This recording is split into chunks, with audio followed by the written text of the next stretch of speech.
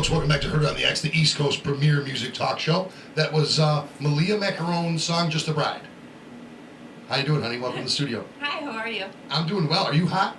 Yeah, I'm a little warm. Good. We like to make sure that all the guests are really warm. hot and sweaty in here. Yeah. That's what we aim for. I see. So, yeah, well, it's working. good. I'm glad. We like to turn the heat up when it's about 90 degrees. Have we ever fixed the air conditioning problem in here? We can't figure it out to save our lives. So, what did we just listen to, my dear? Just a Bride. And that's a song that won you some accolades. Yeah, it actually won me 3 awards. It won me Best Female Rock Artist, Song of the Year, and Best Rock Song. This is all through Indie Music Channel. And basically, a little background on it is basically it's online radio, and they only play unsigned artists around the world. And they have like a countdown and everything. And that song hit number 1 5 weeks in a row. And well, the guy that owns it asked me to come out to LA for the award show and perform, which was at House of Blues. And they had awards and everything, and I won 3 awards for it. Okay, so the channel is an internet radio. Yes. And anybody can submit their stuff to it? Anybody can submit their stuff to it, yeah. Because they like Jimmy, sign up to it. Jimmy and I were talking about, well, first of all, I think it's great that you're doing this. And we're going to be joined later by a couple other female artists that are out there and just rocking and rolling. But one of the questions that Jim and I had is where does somebody even take a new song, a new disc? So this indie channel is one of the places to go to. Yeah. I mean, I think it's awesome, and that's why Chris actually started it. Is because he used to work at a radio station where they wouldn't allow basically any unsigned artists to even get their music heard, and he just couldn't stand it. So he started his own thing, and he made the Indie Music Channel, and it's all for unsigned. He said because there was just too many times where he'd see a band that was really good, and he couldn't get them in anywhere. No radio stations. Even signed bands. Yeah. I mean, there's a local country guy he's open for Toby Keith. He's signed. He's touring. There's a local country station in Buffalo won't even play his disc. Won't even think about it. Yeah. So I mean, I think that's the biggest reason why he started it. His name's Christopher Ewing, and he basically told me, he's like, I started it because I couldn't get anybody. Nobody could get into radio stations. It was all the same music over and over. And he goes, and I couldn't get anything fresh they wouldn't allow it, basically. So, and that's how a lot of radio stations are, unfortunately. So yeah, we're all the indie music artists that are on it. We're all super grateful for him because he really did a lot for all of us. Yeah. So, you go out to California, you win all these awards, and you played House of Blues. House of Blues. And you played another gig out there too. Yeah, we booked another gig at the Rainbow. Yeah. How'd that go? It was cool. It was awesome. Pretty monumental room. That had to be pretty cool. Man, it was cool. It was really cool.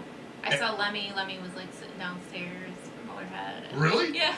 Did you talk to him? I didn't go up to him because I know that like they say like when he's playing his little video game, it's like ancient. It's from forever ago, but he plays the same game like every night there. And they say don't go up to him because he gets annoyed. But I went up to him when he was done with his game. And I was like, was he cool? Yeah, he was cool. Did he offer you methamphetamines or alcohol? No, he didn't. But he drank the whole night. Yeah, it's amazing. He's there every night. Yeah, it's amazing the amount of alcohol he drinks too. It's just amazing to me. Yeah, so that's what I hear. I hear he's there every night drinking, playing his games. What was it like talking to Lemmy? It's got to be. It was crazy. Could you understand anything he said? No, not really. Yeah, he's a he tough didn't one. really say much, but yeah, it was kind of frightening a little bit because he was such a legend. I was like, but yeah, no, he was cool. He was very nice. Even the fact that you know who Lemmy is cool. I mean, I think it's really, again, tell us your age. I'm 21. 21, Jim. 21, the right age. What were you doing at 21? Oh my gosh, I was listening to Katy Perry. That's what you were doing. I was listening to Katy Perry and living in New York City. Yeah, I guess you got me there. You got me there, Jim. Engineer though. Thank you, I appreciate that. But you would not play her music. You don't think so? No, I think you're saying it because she's very pretty and she's sitting right there. No. But there's no way that you would play her music. I'll get my hands on the CD afterwards. And you're gonna take it and put beats behind it or something? No, I play the straight songs. Scout's honor. One of my favorite things to do on Facebook is friend a bunch of DJs and watch them argue with each other because the arguments between these DJs are so funny because there's like a faction of DJs that have they're at a certain level of notoriety and a certain level of cash, right? And they'll actually knock out the other DJs that are just showing up with a laptop, full of tunes, which is really all they're doing anyways. Yeah. But I just think it's hilarious watching these guys bicker back and forth and fight, and it's like, come on, for real. Yeah. So how did you get exposed to rock and roll at such a young age? Well, I was bullied a lot, so I really didn't have a lot to do when I was younger. Bowling, did you say? Bullied, yeah, a lot Oh, when I was bowling. younger. Oh, they said bowling. So no. Bowling alley you hanging out at? No, I was just in my spare time I just would You listen were to music. bullied a lot? Yeah, I was bullied a lot. Really? Yeah, I don't know why. I think I was just different. I liked different things. I liked bands. I was kind of more of a punk rocker, and but I mean, I got bullied a lot, and I think my outlet was music. So I mean, when I turned to So, as wait a minute. genre- Let's go back to this bowling thing. Yeah. You grew up in Rochester?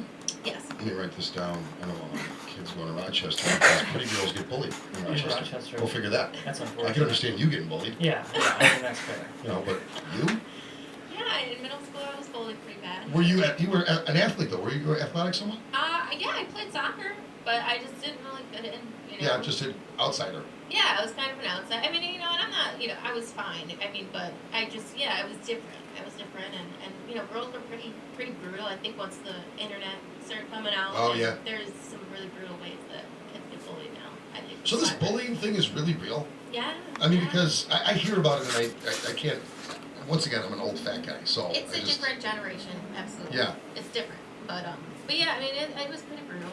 that's terrible. I think it has to do with the parenting too. I don't think it's all. I think it's the school, but I think the parenting too, because where do they get that kind of language? Yeah. Or how do they come up with that stuff? At that age. So. That is awful. Yeah, but I mean, that's what got me into music. 100%. It's definitely what helped me. So we were talking about kind of your treatment in school pushed you more toward music. Yeah. But you said something interesting in the break. After a while, you just took on the persona that they were throwing on you anyways and decided that you were going to torment people with it. Yeah. So how would you do that? I just would basically, I mean, it's kind of cliche, but I would wear black every day. I kind of went a little goth towards the end of my Did ya? high school. Yeah. Yeah. I just did things on purpose. I mean, everybody, I guess the tan thing was going on where everybody looked way tanner than they should. Right. And everybody my Like age Jim? was doing it. Yeah. Yeah. And I was just like, well, you know what? I'm going to go goth because everybody else is doing it. I got in a phase where if you were doing something, You were just going to go against the grain at that Yeah. point which is good. I got a little crazy with it, yeah. Did you always write poetry? Did you always do that kind of stuff? I did, yeah. I mean, like when I was younger, like from age 10 on, I always kind of mess around, write poetry. And how long have you been playing guitar? Since I was 16, so like 5 years now. Wow, so that's really relatively new. Yeah. And were you always a singer? Did you always sing? Did you ever, were you in the school plays or anything like that? No, so no. Yeah, I kind of, and this is, I think, guitar was another thing I did to kind of rebel because I started playing guitar and I started doing all this stuff and 1,000,001 people told me I couldn't, which is another story. That's great though. But That's the motivation that you need. yeah, that usually helps me. So if anything, I thank those people. But yeah, I mean, I was different. I just did my own thing, and guitar-wise, I started really late, so I because people told me I couldn't, I practiced like 8 hours a day. But yeah, I wasn't in anything in school. I really didn't do any music in school. Not till senior year, I just entered jazz band, so I started playing guitar then. But Yeah. that was, did my own thing. Yeah, so you just went against the grain no matter what, and it kind of pushed you in the direction that you're heading in. Yeah. Which that's fantastic. Your mom took you to a concert. Yes. And while you were at this concert, what concert was it? Green Day. And it was here in Buffalo? No, well, the first one was in Buffalo. Was it in Buffalo, Mom? Yeah. She's saying yes. Yes, the first one was in Buffalo.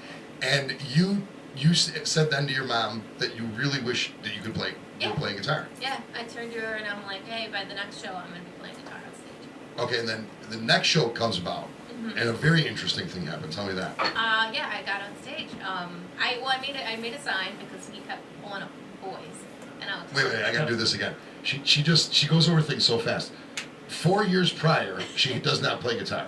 Yeah.